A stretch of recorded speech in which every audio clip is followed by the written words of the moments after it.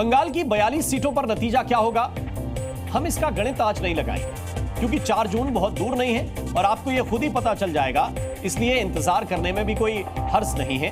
हम ममता बनर्जी के उस प्रपोजल की बात करेंगे जिसकी वजह से कांग्रेस में झगड़े की नौबत आ गई है। यहां तक हो गया है कि कांग्रेस के सबसे वरिष्ठ नेता ने दूसरे नंबर के वरिष्ठ नेता को पार्टी से निकाल देने की धमकी दे दी है। इसे और सरल शब्दों में अगर कहें तो खबर यह है कि कांग्रेस अध्यक्ष मल्लिकार्जुन खड़गे ने अधीर रंजन चौधरी से साफ साफ कह दिया है कि ममता बनर्जी से झगड़ना, उनके खिलाफ बोलना बंद कर दें वरना कांग्रेस से अपना रास्ता नाप लें। सबसे पहले कांग्रेस अध्यक्ष की चेतावनी को आप सुनिए, फिर आपको यह पूरा मामला बताते हैं।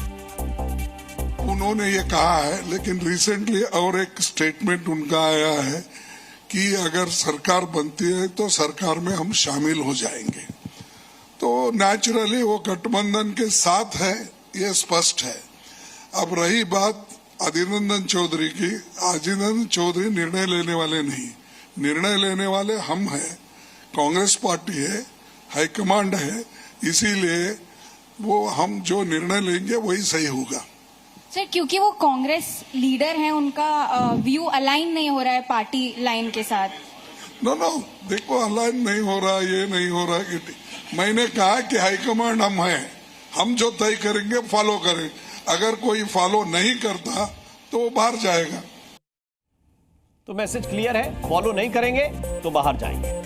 कांग्रेस अध्यक्ष का अधीर रंजन चौधरी को यह सीधा अल्टीमेटम उनके उस बयान पर है जिसमें उन्होंने ममता बनर्जी के इंडिया अलायंस को बाहर से समर्थन वाले ओपन ऑफर पर सवाल उठा दिए थे। इतना ही नहीं, यहां तक कह दिया कि ममता बनर्जी घोर अवसरवादी है, भरोसे के लायक नहीं। यह भी हो सकता है कि कल को यह बीजेपी के साथ चली जाए।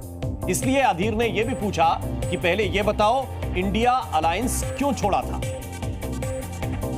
मैं उनसे भरोसा नहीं करते, गठबंधन छोड़ के भागी उन्होंने, उनकी बातों पे कोई भरोसा नहीं।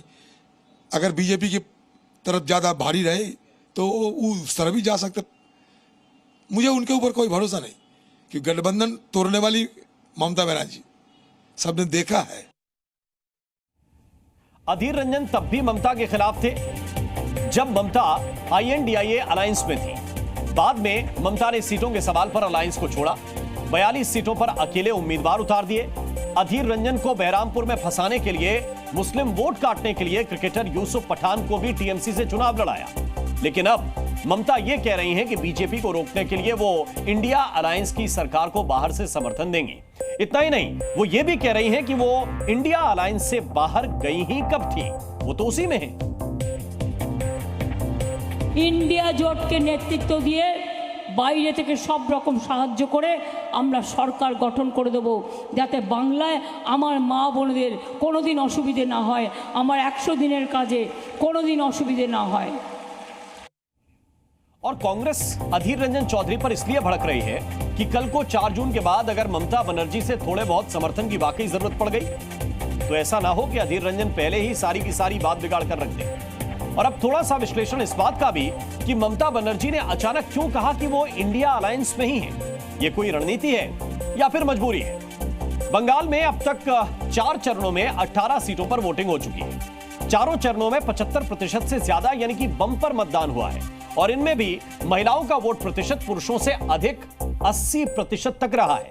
अब TMC को अंदेशा है कि महिलाओं का झुकाव बीजेपी की ओर है और यही वो मुख्य बात है। बीजेपी ने संदेश खाली का मुद्दा पूरे बंगाल में जोर शोर से उठाया है। 2019 के चुनाव में TMC ने 22 और बीजेपी ने 18 सीटें जीती थी।